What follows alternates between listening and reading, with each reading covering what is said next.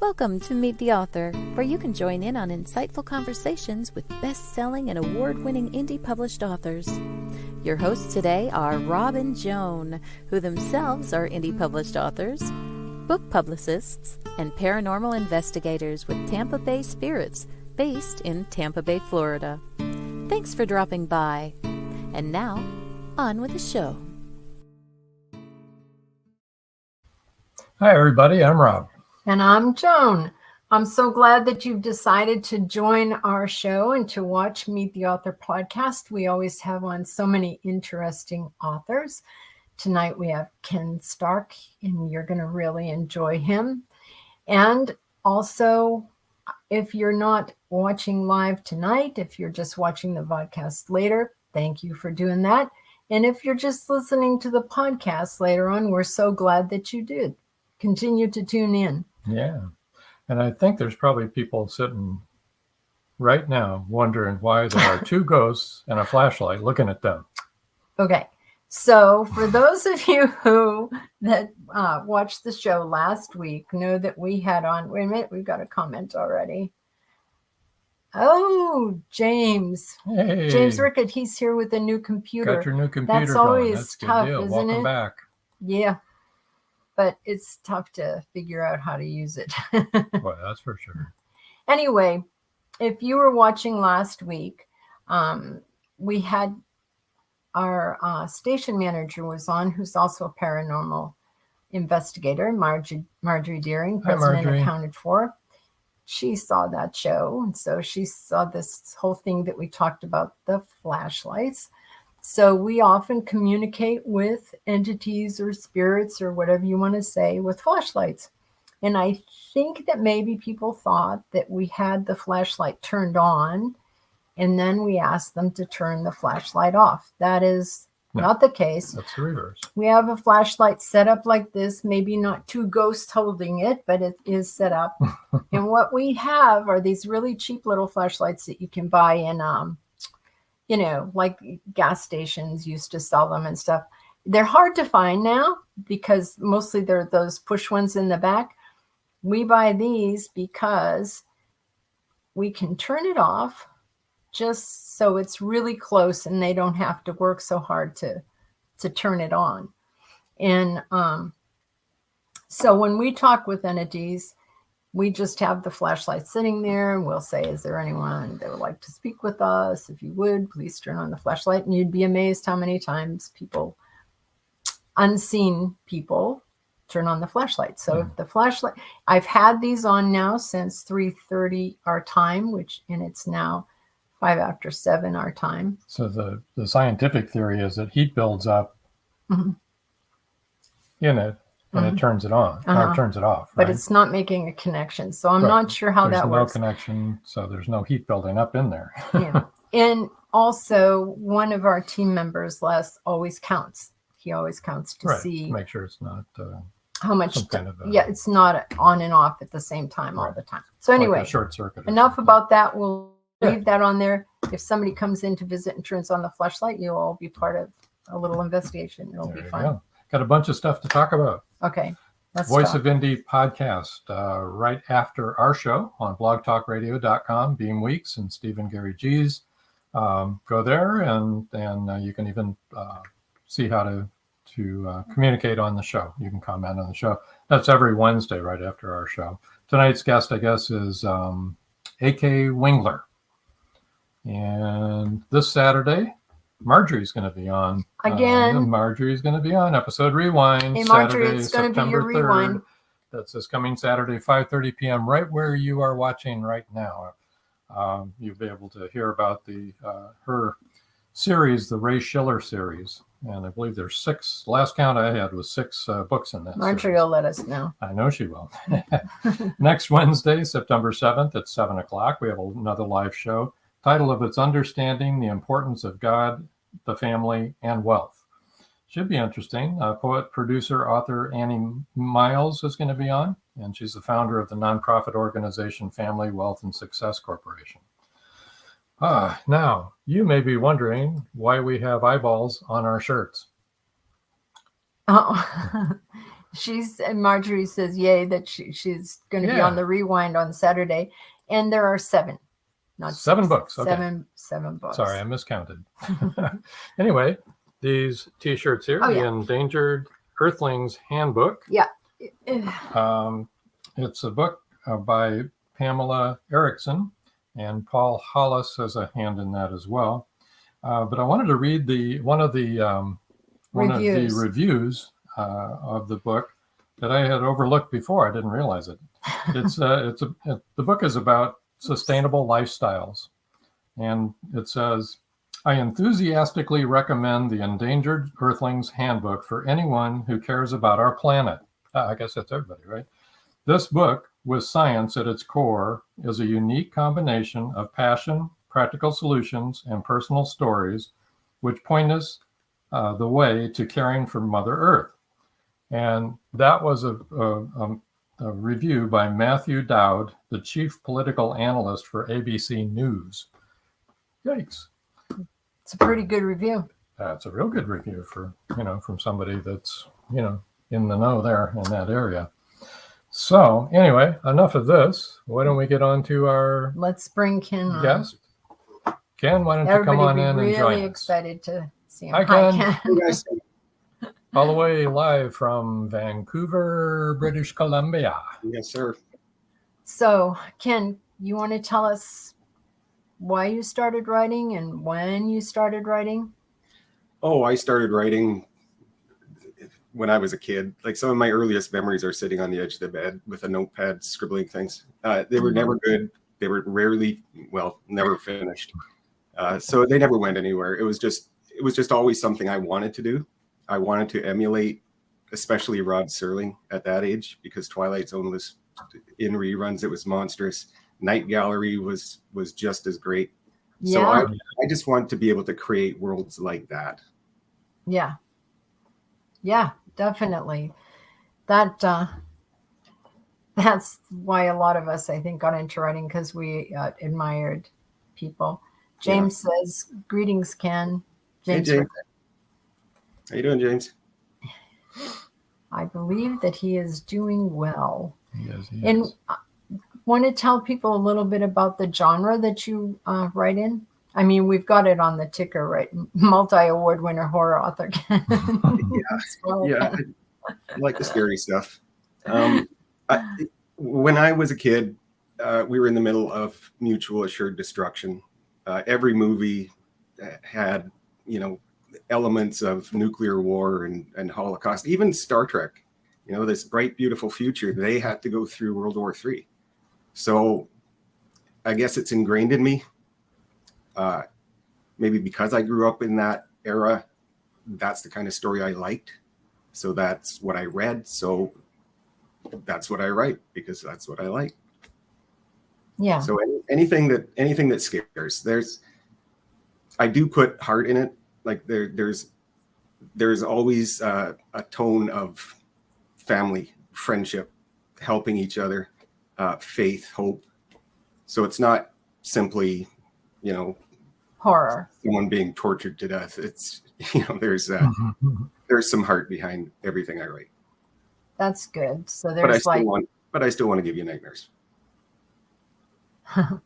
Oh, good. This is one of your followers, Joseph Carabas. Hello, Ken, aka at Penniless Scribe. Good to finally assign a voice to a tweet. There you go. Good to see you, Joseph. Yeah, welcome to the show. Yeah, but that's what I told the audience last week. I said, if you've been around for a while, you know Ken, because we've all been retweeting each other. Yeah, that's for sure. Though now we're all using bots, so I'm not sure who's reading any of the I don't know. The machines have taken over for ours. I can tell you I never use a bot. If I retweet. For you. Yeah. That is. Well, if we don't answer you, if you ask us something on the Twitter, we may not see it for a while. We do on our Facebook pages. We do, yeah, more active on the Facebook. And you can always message us. Yeah, and LinkedIn. And email us. There are a lot of ways to get in touch with us. Yeah, that's true. Other than Twitter. James says, isn't that the truth? Voice to the tweet. That, it is, Joseph and James, that is exactly why we said we'd do this podcast when we were talked to about it. Because we wanted people to be able to see the person that they were reading and who was writing all the books that they enjoyed. And it's been great. It's been so much fun to meet everybody. So did you ever, a lot of people have obstacles they have to overcome to get started on their first book. Did you have any major obstacles or anything interesting in your first book production? Well, my first actual book was when I was 16. And of course it was about the apocalypse. It was set in the far future date of New Year's Eve, 1999. And I had the audacity to print it out and send it to the big 5 publishers. And of course they didn't want it. So that kind of stung, a 16-year-old, they don't really handle rejection well. So I kept writing, but from then on, it was only for myself for a lot of years. Wow.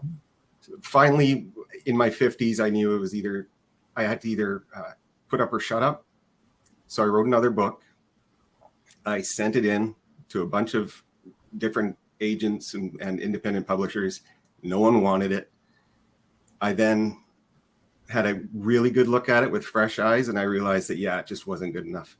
So I scrapped that, started a new one, and a year later, I sent it to a publisher, and they picked it up. So the very first people I sent it to picked it up, and that was Stage 3. That was this book right here. Stage 3, Volume 1. That was picked up by Severed Press. They also wanted number 2, Alpha. It is. But then I discovered the indie scene because so many of my friends online were independent. Yes. And I want to try that. So yes. When I wrote Arcadia Falls, I enlisted Eva Lancaster to help. There you go. And Eva knows everything. So she put out such a good looking book, and she markets well. She just does everything, and the cover art as well as hers. So what I did was, because I loved having that kind of control, I went back to Severed Press. I bought the publishing rights for the first 2 books. I wanted control of everything. So now I am truly indie. Well, awesome. Let's start with Stage 3, Volume 1. You want to give us a little synopsis of what the book is about without, giving anything away. Yeah, maybe you can describe the cover for those that are just listening to the podcast. The cover is the eye and upper right quadrant of a dead person's face. Blank eyeball. I love that eyeball. In that book, in all the Stage 3 books, there is a virus that comes out of nowhere. It gets described in the 3rd book, but it's really not you don't really need an explanation for the first book or the second book, really. It's just all about the action. Yeah, it gets explained in Bravo. But for the first book, all we need to know is there's a virus. It doesn't kill right away, but first thing it does is it robs a person of their sight. So you go blind first. Then the virus continues to eat away at the brain, at the higher functions of the brain. And eventually all it leaves is the animal. And all the animal knows is to kill. So they're mortal. They have all the vulnerabilities of a human being, but they want to kill you and eat you. The surprise comes, and the title comes from the next stage of the disease. When that mortal, savage person dies, the virus reanimates them. And now and those are the sort of stereotypical slow dead zombies. So the book has both the fast zombies and the slow zombies. Wow. 2 speeds. Yeah.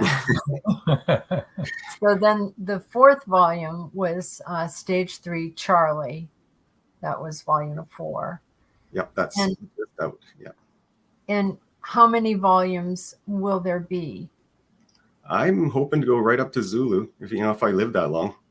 Okay. Yeah. Knock on wood. They might not be all books. Maybe there will be a chapter that's just a short story or a novella or something like that. But I would like to finish the alphabet. Yeah, wow.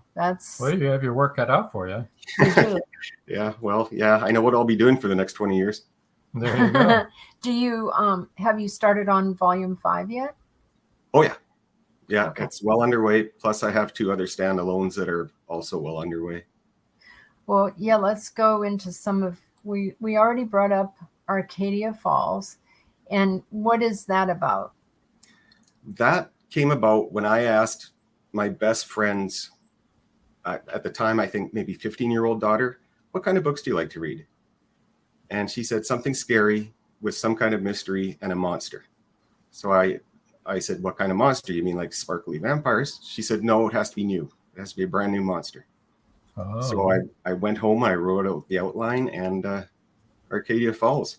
Because it was a request from a younger reader, I kept the language clean, not really for the younger reader, but for the younger reader's parents. So it is listed as young adult horror, just because of the language. Because most young adults know words that I don't know. So. And they will use them, absolutely. They're, peppered through their speech, actually. Yeah. And here's Gaia's Game. What is that about? That is a standalone. That has to do very much with what you were talking about, the climate crisis, us destroying the world. Oh, okay. It seemed to me at the time that we know we're destroying the planet. We know, especially this last year, that watching the weather, we know what we're doing. We know that global warming is a real thing, but it seems so far off in the distance, and there seems like so little we can do.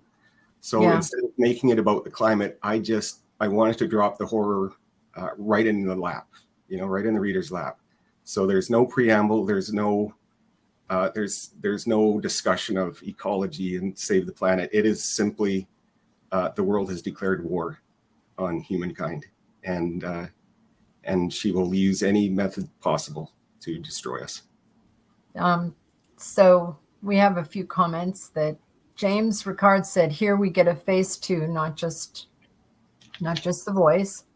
And Joseph says, any chance you'll read from one of your books, Penniless?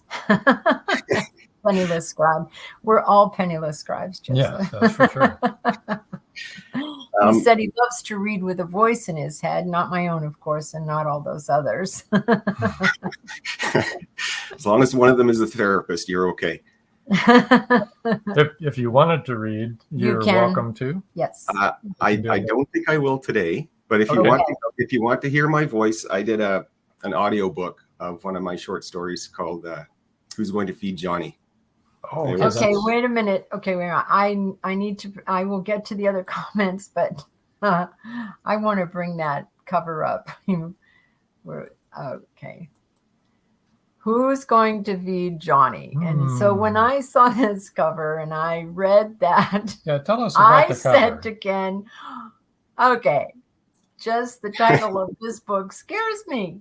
There's a bucket there with red in it. The audio must be pretty scary too. Is that tomato soup? Sure, let's say that. Yeah, okay. Well, that cover again is all Eva Lancaster. I write the thing, I send it to her, she comes up with the amazing covers, and she will send it back to me, and I fall in love. So that was her first attempt, and it was just perfect. So I mean, how could you improve on that? And she pretty much does know everything, actually. I've followed her for years too. And the reason I did the audiobook is, first of all, Eva said do an audiobook. So of course I chose a short story because I'm lazy. And I chose that one because there's only one voice. So I didn't have to make up voices for a cast of characters. You didn't have to do... Oh, all right. We've got some good comments. So Joseph loves to read with a voice in his head, not his own, of course, not all those others. And then you said about the therapist, keep that in mind. As far as including humanity, Marjorie Deering is saying this, amidst the horror is concerned, I think that makes for a far more riveting story. Yes. And Ken said that's what he does. He keeps the humanity amidst the horror. So I do try. There's still heart, but unfortunately the heart is in the bucket. As a matter of fact. Not too far off, huh? No spoilers, but there just might be. And Marjorie says, yes, keep the parents happy. Yeah, exactly, because they're usually paying for things. And then Joseph says, and this is hilarious, I'm sorry, but it just makes me laugh, I am a therapist. Well, he was anyway. And then he says, I was anyway, but that's hilarious. Okay. Is that really him speaking though? Yeah. Which voice was it? Joseph? Anyway, James says, for Ken, do you have any trouble separating yourself from your stage 3 series to write the other books? Oh, when you do the short stories. No, I have no problem at all. Oddly enough, when I sit down to write the stage 3 books, I am in that world. I've been in that world for 4 or 5 years now. So it's easy. It's like turning on a light. If I want to write something else and I put that aside, then I am immediately in that other book. It's a little frightening, but hopefully it doesn't lead to any long-term problems. But no, I have no problem switching between books and short stories. Yeah. I can read 2 novels at a time, and I know a lot I people can't do that either, but I have, no, I know you don't. Yeah. But I slug my way through no matter what. He doesn't mean that the books are not interesting. No, they're really interesting. It's just like, it just takes me a while to digest it all. Yeah. I enjoy them so much, I stay in the moment. That's me. I'm a slow reader too. I absorb. Yeah. Good to hear. So Marjorie Daring says that really is one scary cover, a really cool concept, isn't it? Isn't it in the title too, Marjorie? Who's going to feed Johnny? Just freaked me out. I was like, oh my gosh. That is the first and only thing so far that I've written where I came up with the title first and the story followed. I don't know where it came from. It hit me and I immediately had the story, beginning, middle, and end. We all need to keep on Ken's good side. Yeah. And Joseph says, rolling on the floor laughing. Well, you were the one that was funny, Joseph. And Marjorie Daring said exactly that she felt the same way about reading that title. It was just like, uh-oh. What does that mean? Well, that brings us to a little break time. We've got a whole lot of books to talk about, a lot of stories. We have a lot more books. Ken has written a lot more books. And a book giveaway coming up. So let's take our first... Everybody get prepared to get a book because Ken's going to autographed paperbacks. Yeah, and send them out to you no matter Send them where out to you no matter where you are in the world. So, hang on, don't go away, folks. word from our... They thought the siren was dead. In the novel Siren Song by author George Dismukes, James Harmon shot her twice. Several people saw her dead body sinking slowly into the abyss. But now, in Siren Song 2, evidence suggests that she may still be alive. She killed that boatload of people. It was her! And she's just getting started! Angie, that's impossible. The cold chill up my spine tells me it's not impossible. We've got to start all over again. And this time, do it right. Siren Song 2. The story continues. Available on Amazon, Barnes & Noble, and many other bookseller websites. Get your copy today. At Indie Book Source, you can shop by genre or by author, and you will be buying direct from the author's main purchase link. We offer hundreds of titles in formats that include ebooks, paperback, hardbound, and audiobook. Support an indie author. Visit indiebooksource.com today. In a world where advancing technology is outpacing crime solving, the O'Rourke team continues their relentless pursuit of justice. Bioprints is the first book in the O'Rourke crime novel series where it's high-tech crime versus old-fashioned detective work. Visit carternovels.com or amazon.com and check out Bioprints today. Welcome back. We're back. Welcome back, everybody. Okay, so we've talked about Stage 3, Volume 1, Volume 2, Volume 3, Volume 4. And so those are Alpha Bravo Charlie, and then we're going to go all the way to Zulu. Not tonight. No, not. no. Yeah, it would be a 3-hour show. We talked about Arcadia. Arcadia Falls and Gaia's Game. And the next one is Miracle Man. There's evil, and then there's him. And this is coming out soon. As you can see, it says cover reveal soon. So this one sounds really scary to me too. Yeah, I love this book. I absolutely love it. It is, well, of course, every writer thinks their latest thing is their best thing, but this is truly my best thing, and it's what I will have to live up to in the future because I think it is just that good. My usual MO is to drop ordinary people into impossible situations and watch them squirm, watch them try to survive. With Miracle Man, I took a regular ordinary guy and I turned him evil. And even I didn't know how evil he was going to be. Yeah. But I wanted to, show the balance between good and evil that we all have in us. And, it depends how you're raised. It depends on your experiences. This happens to be a good man who was, I guess, fragile. He acquires a power to heal with a touch. And because there was only one other guy in history that we know of who had that talent, he, instead of emulating him, he kind of goes the other way and he starts making money off it. His girlfriend doesn't like it. She compares him rather unfavorably to that other fella from 2,000 years ago. So the villain of the story, the good man, suddenly gets a hate on for all religion. And he vows to tear down all the old gods. So wow. It's a real plunge through the human psyche. Like I said, I didn't even know how bad he was going to get. My writing day usually starts with rereading what I had written yesterday. It gets my head in the game, and it helps with editing. I would read last night's chapter and think, no, you back it off. Then I would realize, no, this is what you wanted, so stick with it. And of course, now I had to top it. So it was quite a process, but it was a lot of fun and kind of informative. So do you have any idea when that's going to be out yet? I believe November. Oh, cool. That's soon.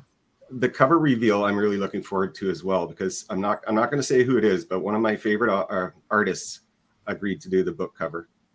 All right, good. And when I dug into his history, I didn't realize it, but he had done a cover for Stephen King. He had done a cover for Clive Barker. So wow. I'm in pretty good company, and that's probably why he was my favorite. It's really good company, especially for a horror writer, which you are. But what you just said brought up something that we often talk about on the show here, and that is that you didn't even realize how evil he was going to be. And we often talk about how our characters become real and they take off with the story in the direction that, we didn't even intend to go on. Which, from your speaking, that's the way you write. But I need to ask, because there will be people who want to know, are you a pantser or a plotter?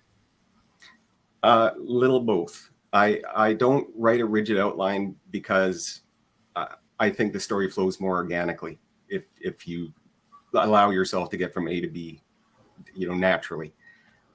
Plus, it would be boring as hell to write, following the guideline. And I love writing. The last thing I want is writing to become a job. So I know the major plot points. I know the beginning. I know pretty much how it's going to end. There's always, some fuzziness towards the end. But I do know all the major plot points, and I just allow myself to get there naturally. Hey, so Beam Week says, greetings, Carters and Ken. And, it's a good thing Beam's listening and not Steven, because he is a plotter. He's written books about it. And he says it's the only way you can write. And Linda Purtle also is like that. And I remember when she said something on the show, and I think it was Caleb was on the show, and then Linda said that she's a plotter. Right. Caleb is not. And you can hear Steve saying in the background, "I love you, Linda." James Rickard says, "Why write the story if you have it in the outline?" Yeah, seems like it's twice as much work, doesn't it? Yeah, I don't know. I could never do that. It would just seem like so much work. Yeah.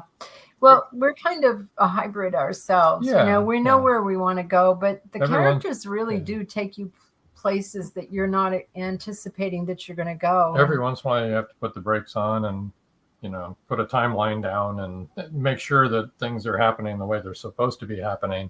And then you go on. Make sure you got the right names to the right people and all that. Yeah. Oh, yeah, you have to do that. You do have to do that.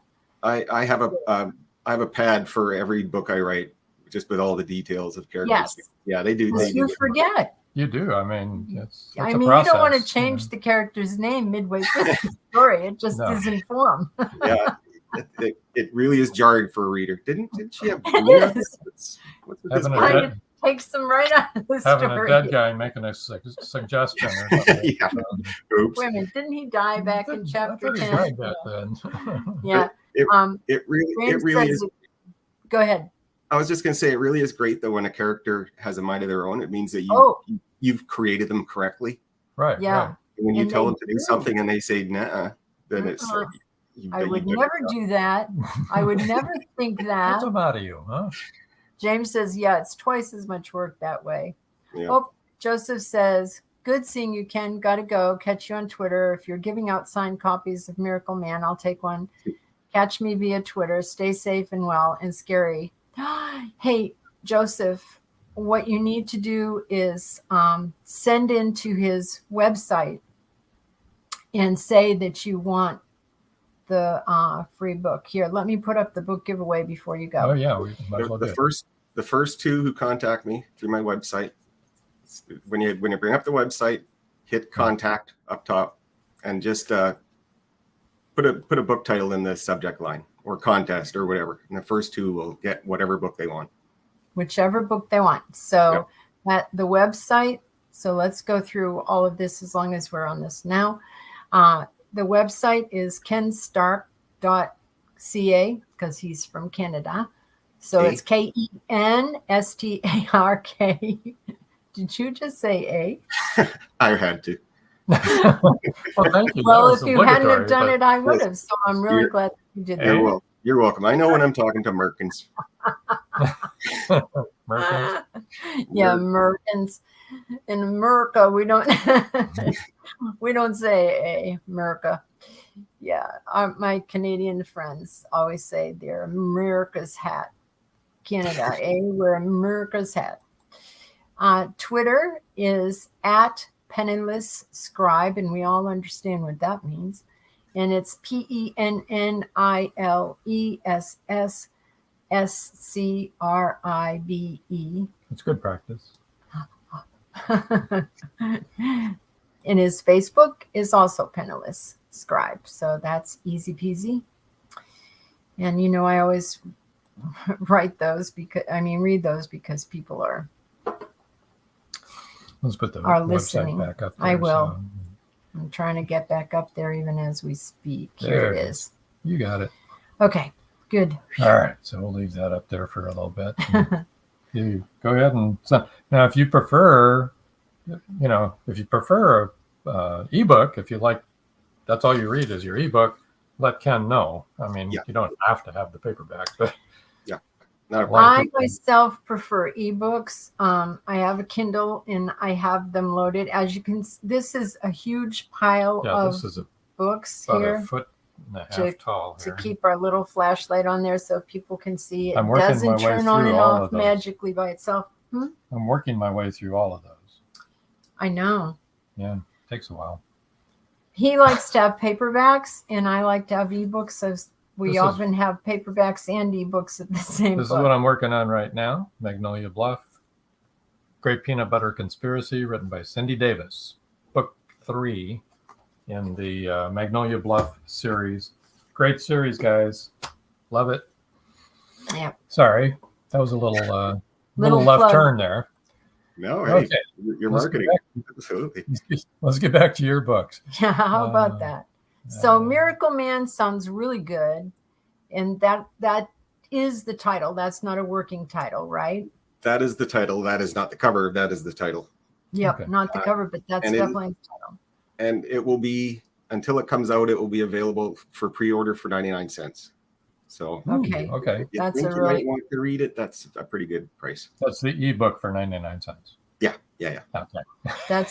That sounds like a really good deal. Right. Miracle Man, there's evil, and then there's him. That sounds like a really good book, because I agree with you. We all have, good and evil, and we can't just say it's the way we are or it was the way we're raised. We all make choices, and we make good choices and bad choices. And I think sometimes people make bad choices that really brings them down the rabbit hole, and maybe they can't get back out, Yeah, that's very true. One step in the wrong direction could lead straight down a bad path. Yeah. Yep. So then we have Billy the Kid, which we still have your website up there so people can, reach you for the free book. Okay. Yeah, Billy the Kid was, it's a short story, but it is in the Stage 3 canon. It's the same apocalypse. We just don't have the main characters that we have in the Stage 3 books. It's about a young kid named Billy. That's really good. Now it sounds like a reference to a Western Billy the Kid. Is it tilted that way, or Billy is a teenager. I rarely describe people much, so I think I said he's like 12 or 14 or something like that. He is stuck in his room during this apocalypse. His parents are in the living room of their apartment, but they've changed. They are now the monsters. So he is stuck in a high rise in his bedroom, no way to get out. He sees horrors all around on the streets outside. Then he looks directly across, and there's a girl around his age trapped in the bathroom of her grandparents' apartment. So he vows to get to her and save her. Wow. So there's, they say some people say Billy the Kid was a hero. I personally don't believe it, but this kid vows he will do anything to get to her. So he signs on for anything. So when you say they say Billy the Kid was a hero, you mean the actual Billy the Kid? William. Yeah. That's like Bonnie and Clyde. Yeah, exactly. Billy the Kid did give a lot of money to the people that lived around him. So they're the ones that said that he was a good guy. Yeah, and Bonnie and Clyde did the same thing, they were just, evil geniuses because then nobody turned them in and they let them hide. And they were just better at PR than most. Yep. Why don't we take our break? Okay, we're going to have another quick second sponsor break, commercial break, and we'll be right back. Don't go away. Oops.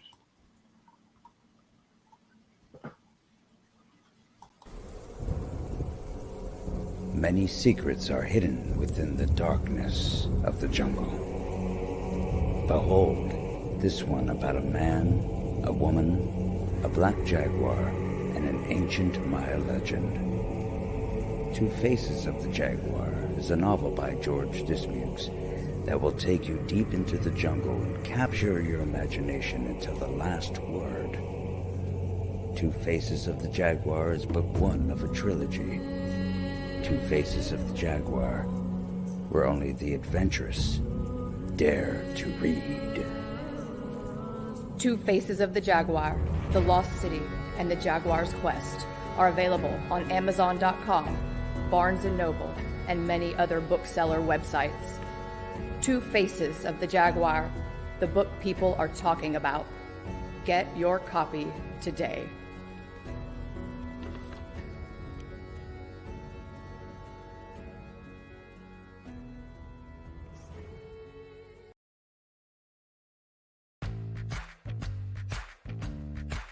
Live every Wednesday, your Voice of Indie hosts Beam Weeks and Stephen Gees welcome authors, musicians, publishing industry pros, artists, and assorted creative guests for an exciting interactive hour.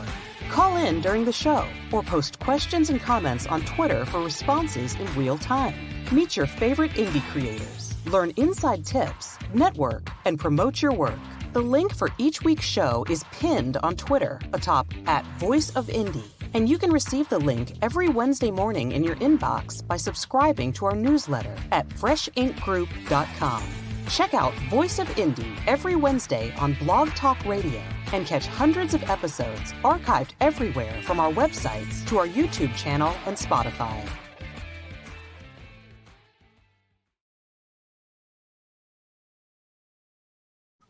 And we're back again. Welcome back, everybody. And don't forget, that show is on right after ours. Yep. On Blog Talk Radio. Yeah. Okay. So there was something else I wanted to ask you.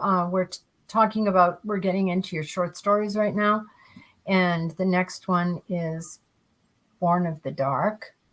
And that sounds really interesting. You want to tell us a little bit about that? That is about a girl who is shoved down into the basement of her home by her parents and kept there for the next 10, 12 years. Oh my gosh. She is eventually discovered and rescued, and she has to fight to stay in the light. Let's just put it that way. Wow. That's, if that never happened, that would be bad, but it does happen. So that's really bad, Yeah.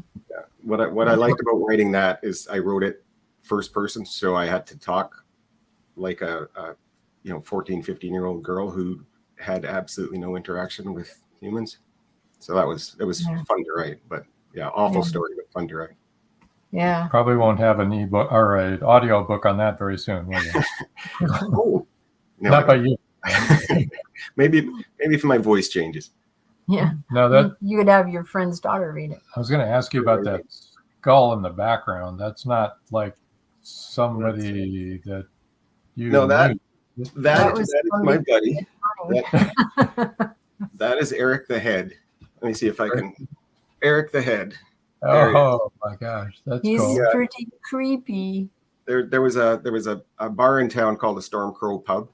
It was known as the Nerd Bar. The walls were festooned with Star Trek stuff and Star Wars stuff and medieval stuff. And between the pandemic, so between the pandemic and road closures around their area, they were forced out of business. So what they did is they put all their stuff up for auction and they gave it to their employees. So I had to get in on that. So I got Eric the Head. Oh, that's cool. That's sad, though. I think a lot of small businesses ended that way because of the pandemic, which is really kind of interesting because, your stage 3 is about a virus that, Yeah. Well, yeah. When I first heard, pandemic, I thought, oh, well, this will be fun. And then lockdown. And while we were on lockdown, you could go drive on the highway, 4-lane highway that is usually bumper to bumper, and I would see 2 other cars. Now that is really freaky. So some part of my mind actually kept thinking, there'll be zombies. Sure, there'll be zombies. Yeah, no kidding. I bet you did. I mean, it was like that at the beginning. There was no traffic. Yeah, no, everyone was hunkered down. Everyone was scared to death. Yeah, And I don't know what we were doing out to know that there was no traffic, but we must have been something urgent. we were out. I used to go out just to experience it, just to see the ghost town. It was just so bizarre. Yeah, because Vancouver is not little. No, there's a couple million people in Vancouver. A major city. Yeah. And where we live is very busy. Tampa. Yeah. Tampa Bay is growing by leaps and bounds. Everybody comes down here. Stay away, people. Go home. Just kidding. Visiting. Come on down. Come on down. Just go home. Okay, so I like this next one too, but these are all really good titles, All right. This one is Dead Weight. Yeah. This is a different kind of cover for you too. Yeah, again, I have no say in it. That's not no say. I have no artistic input. That's better. Eva did that, and it was beautiful. I'm pretty sure that was her first shot at it, but I guess she doesn't send me something unless she's pretty confident in it. But I love that. And Dead Weight is about a guy who has ALS, Lou Gehrig's disease. Oh yeah. And so he is losing body function. His brain is perfectly active, but he can no longer control himself, and he has to spend a not so lonely night at home in bed. Okay. I have to leave it there. All right. Okay. But just imagine you're stuck in bed and you can't so much as move your head. You're staring up at the ceiling, and that's all you see. That's your entire world. I know Joseph is no longer in the audience. However, since he used to be a therapist, I understand the appeal of your books now. All that stuff. James Rickard says Vancouver is doubled for LA. Yeah. They do a lot of shooting here. In my early 20s, I spent a couple of years as a background actor, what we used to call a film extra, a movie extra. So I used to be in all the old original MacGyvers and and Jump Street and Richard Dean Anderson, one of my favorite actors. Yeah. They film here, and it's Seattle, it's Washington, it's Virgin River, that's on Netflix. It's Stargate, Boston Hospital, Stargazer. Stargate was filmed there. The whole thing. Yep. Joseph Malozzi, one of the producers. Yeah. At any one time, there are a dozen plus shows and twice that many movies filming here. Lawrence Ray says, Lawrence. first time watching the podcast. Hi, Lawrence. Yeah. Welcome to the audience. Got a few episodes to catch up on. Really interesting. He says, it is interesting. You have any questions? You have any other comments besides that comment? Go ahead. We love having questions and comments. Especially from LinkedIn. Especially from LinkedIn, yeah. If you want to throw frozen fruit, Lawrence, or fruit. Hey, I'm a writer. I'm not a talker. Who are we to refute that? Anyway, very cute. Anyway, yes, Vancouver is one of the places where a lot of TV series, and especially science fiction ones, have been filmed. Yeah, Richard Dean Anderson must really like filming up there, though, because they did MacGyver up there before he did Stargate, and then there was 10 years of Stargate.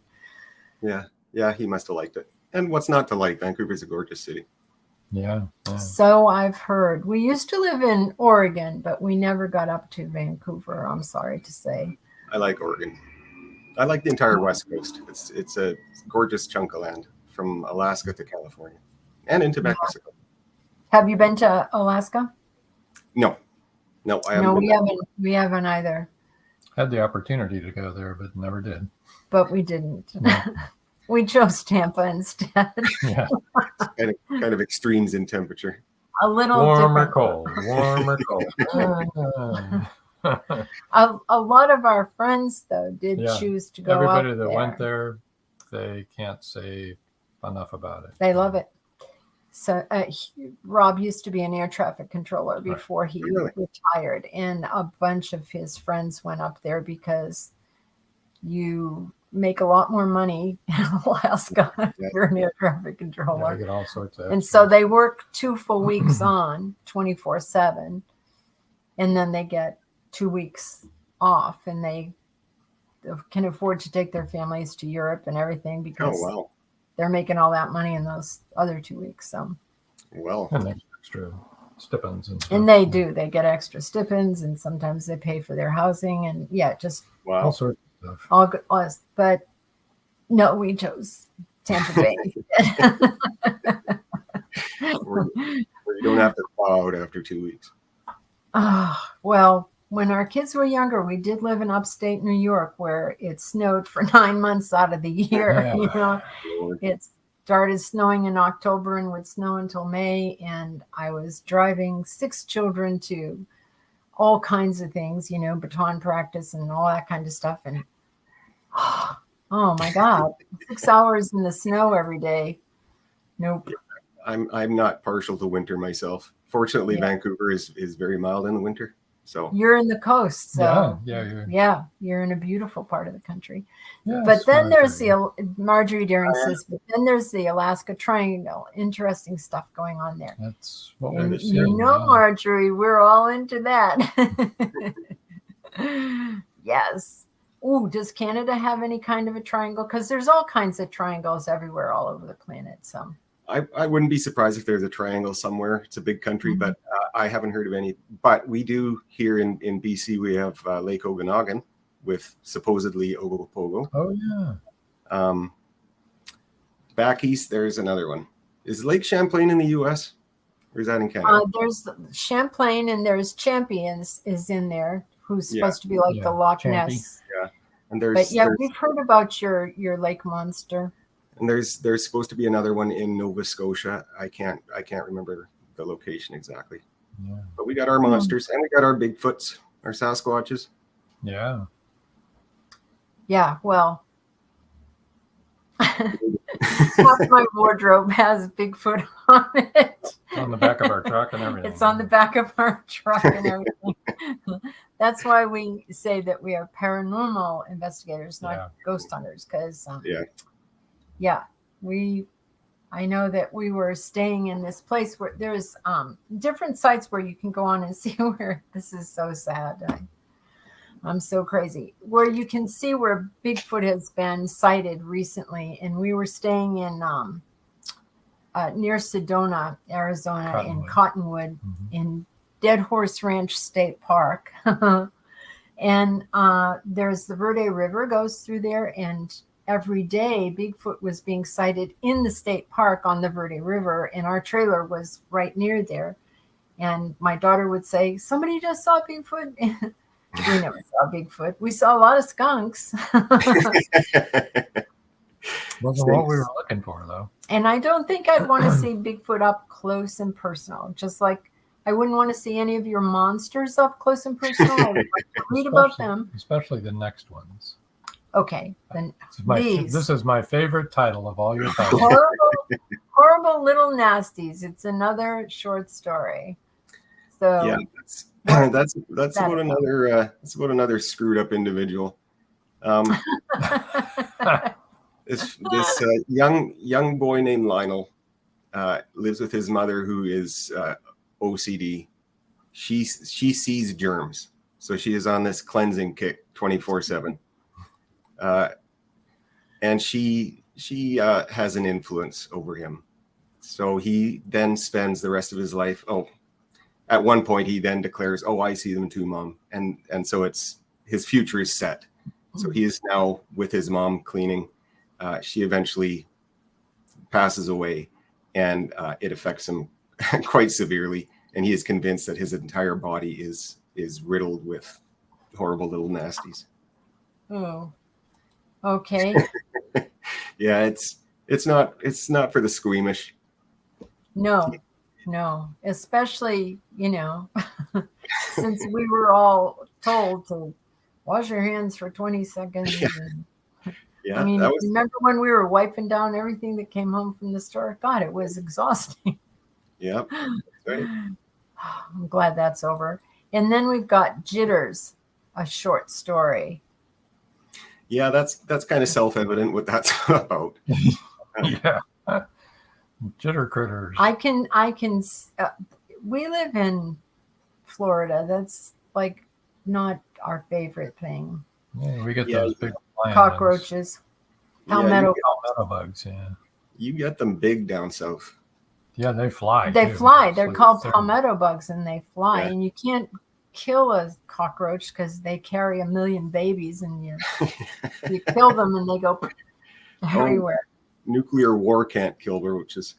That's true. That's right. That's true. That's exactly right. That is absolutely the truth. You can tear off their head, and they will eventually starve to death. That's the only way to kill roaches. Yeah. There you go. Well, we have a guy that comes and sprays all the time, so we never see roaches, and I am very happy.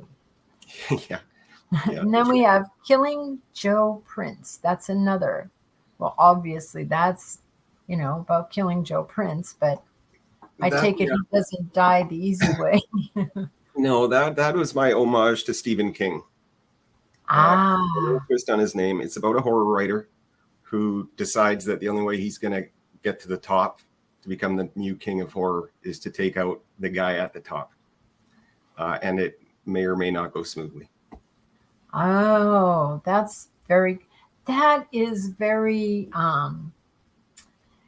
I want to say it's like kind of like a Hitchcock story too, Yeah, kind of. Yeah. I grew up with Hitchcock too. So yeah, there was probably some influence there.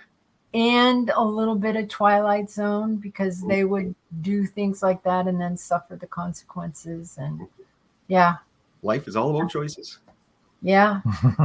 Right. I mean, that was my point about your book, The Miracle Man, is that, you keep making choices, and unless you turn yourself around and make good choices, if you're constantly making bad choices, you can end up in really, really bad places.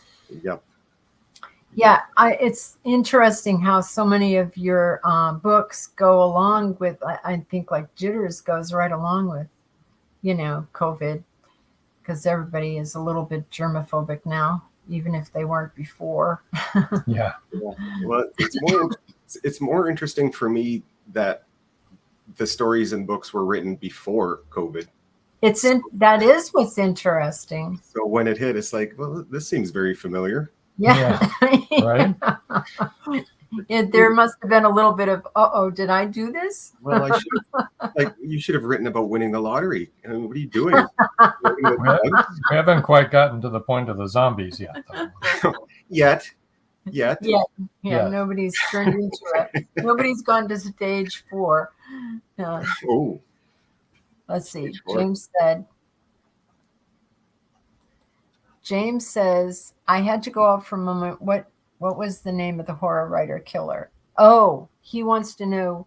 Joe Prince? Yeah, Killing Joe Prince. Killing Joe Prince. He wants to know, I think, who the real one was? Who was killing Joe Prince? Who was killing Joe Prince? Yeah, Joe Prince was the horror writer, and he's saying who killed the horror writer. Joe Prince is my Stephen King, the book's Stephen King. He's the king of horror. Hence Prince. I don't remember the character's name. Who's he's a nobody. He's a hack writer. So I have no idea.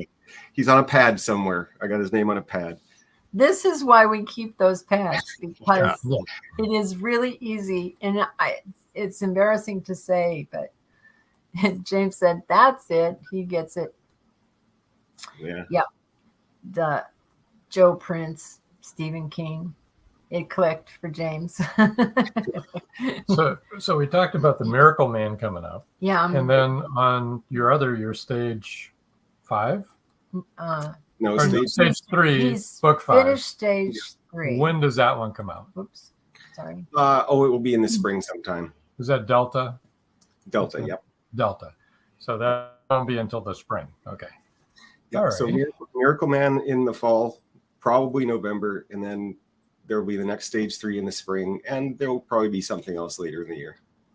Okay. Cool. I spent a lot of time writing. That's good, though. We see that.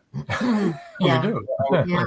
I would like to have one stage 3 book every year, plus something else, a standalone of some kind. Yeah, that's really great. Yeah, that is a lot of writing. It's about how many words is one of your stage 3 books? Do you know? I mean, I know we all know, but remember. The first was in the 90,000 plus. The second one I went a little long. I think it was like 110. I try to keep them around 100,000. That's a good length. So that's a lot of words. Yes, it is. Needless to say, in your genre, you probably lose a lot of your main characters, right? Yeah, actually, on a regular basis, right? Yeah. I have to keep weeding them out. Yeah, so don't get too attached to them. Key, I guess, right? Yeah, exactly. Don't give away spoilers for his books. Let people read them and figure out. Anyone who reads horror knows what they're in for. There you go. This is true. This is what I'm saying. And knows what happens when there's a zombie apocalypse. A lot of people die. I did want to mention again the book giveaway. The first 2 people to contact Ken on his website will win a signed paperback copy of choice, and doesn't matter where you live. And this is his website. I want to encourage everyone who's listening or watching this after this live broadcast. Go ahead and if you're not watching it live, go ahead and email, contact Ken on the website. See if there's any. Sometimes the books don't go claimed. Sometimes he feels generous. You never know. Yep. He always wants to hear from you anyway. So give it a shot. And if you've missed it, you've missed it. But if not, you may win a book. Who knows? Yeah. Right. Either way, I want to hear from you. Yeah. There you go. So even if it's a week from now, go ahead and give it a shot if you really are interested. Please. So I did want to mention this. Flashlight has been ready to go and in position for 5 hours, and it's never turned on by itself. And my point is, when we do the flashlight, something is turning it on that you can't see and is answering questions intelligently. If there's anybody here that would like to communicate with us, would you turn the flashlight on right now? I think the real point is no dead people want to see me. They don't want to hear about you because you write books about them. Well, this is their opportunity to shine the light on you. But I'll tell you what, when all of a sudden, this flashlight gets turned on and does this. Yeah, You direct know, answer to a and question. then you say, if you're a male, will you please turn the flashlight off? And then it goes off with nobody touching it. It's pretty startling every time. And we've been doing this for a long time, and still every time.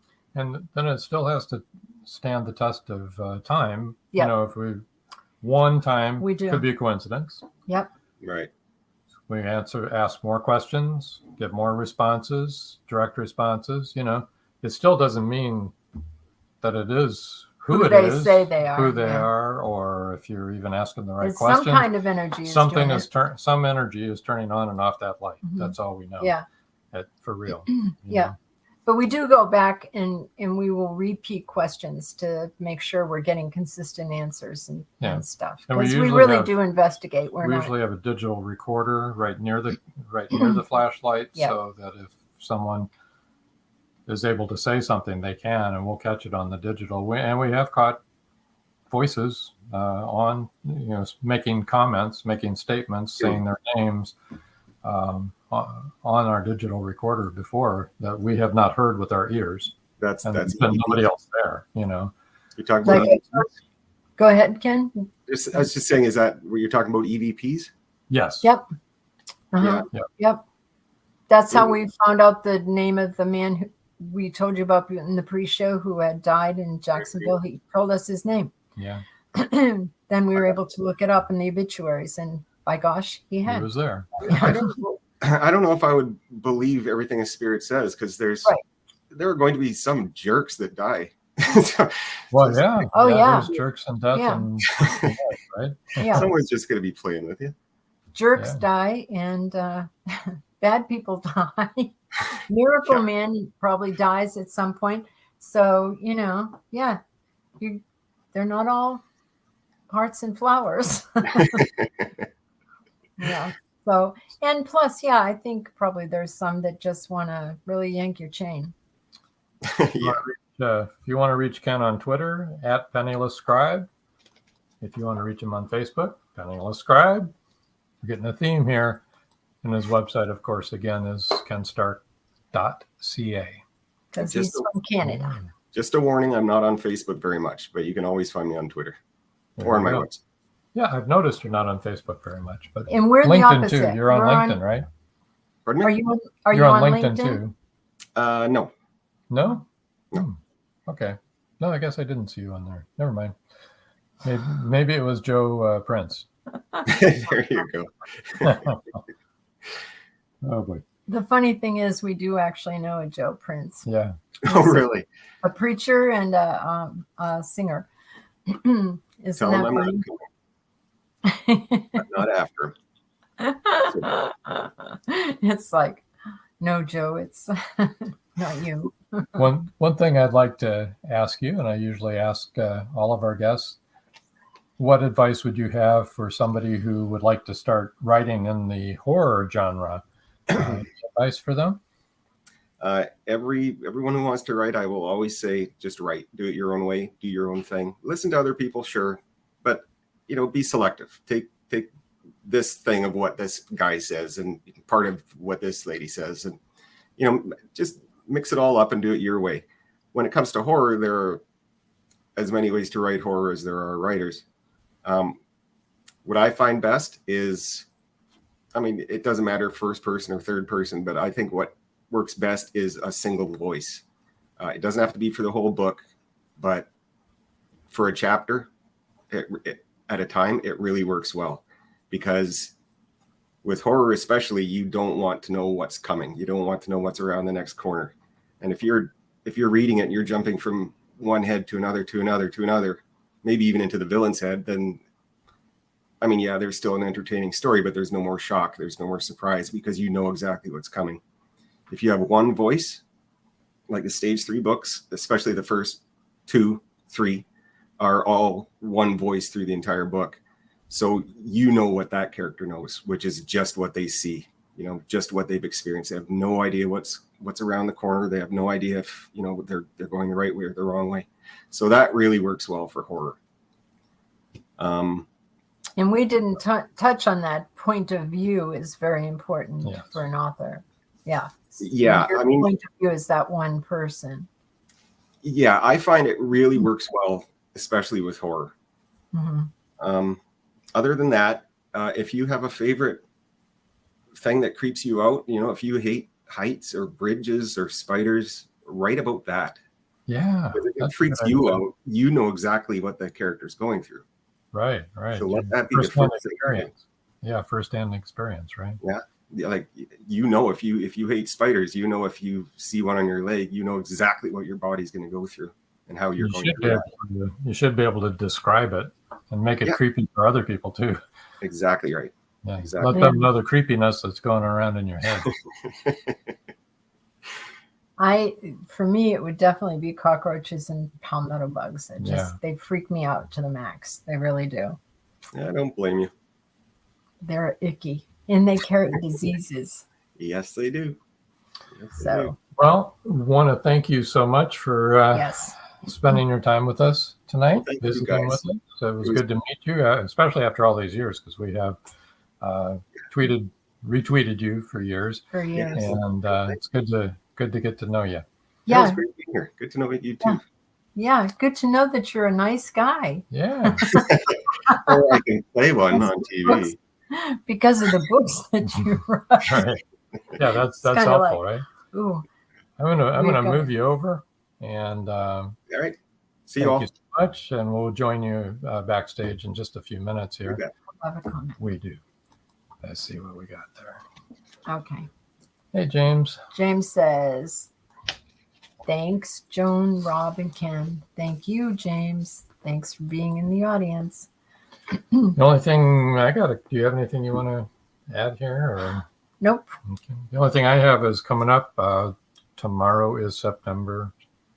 So that in mind, September's lineup is out. We'll have it on our website tonight.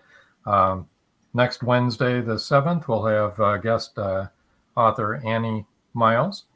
On the 14th, we have pre-record because we're going to be traveling a good portion of September. New episode 74 on the 14th is James Welpley. Awesome author. Oh, he really is. He really is. He writes really interesting books too. Yeah. And then on the 21st, a pre-record with Shaniqua Karanja. Oh, yeah. And she's great insightful too. Yeah. And on the 28th, we have Shara Lewis Campbell on another pre-record. So she's from London. She's from the UK. And then we'll be back on October 5th. It will be our next live show for the Magnolia Bluff reveal for part 3 for the next 3 books, Linda Pirtle, Kelly Marshall, and Jinx Schwartz. And those are the last of the this year's Magnolia Bluff series. But there will be a second series, people. But I do have something to say after all, is that we'll be doing paranormal investigations in September. We're going to be doing them in 3 different ones in Tennessee. Mm-hmm. And actually the station manager said, why don't we go ahead and do a live feed of that? So we may be doing... If we can engineer it. If we can engineer it, we may live stream some of our investigations. One I know we won't because they charge television money for us to do a live feed from their place. So that's not happening. And but the other places we can do a live feed. And one of our daughters said, and she's actually very right. She said, I hope your audience is going to understand there's going to be a lot of dead air. Get it? But it's a lot of hours of nothing happening, and then sometimes a whole bunch of stuff sort happening. Like this flashlight tonight. Nothing happened. Nothing happened. But the ghost showed up. So. Yeah. At any rate. So anyway, we'll be letting you know about that if we decide that that's something we can do. Yep. Yeah. So until next time. That's all, folks. Good night. Good night. Thank you for joining us here on Meet the Author. Make sure you stay up to date with our show by clicking like, follow, and share. And you can find us on Spotify, iTunes, and more. See you next time on WLFE-DB.com.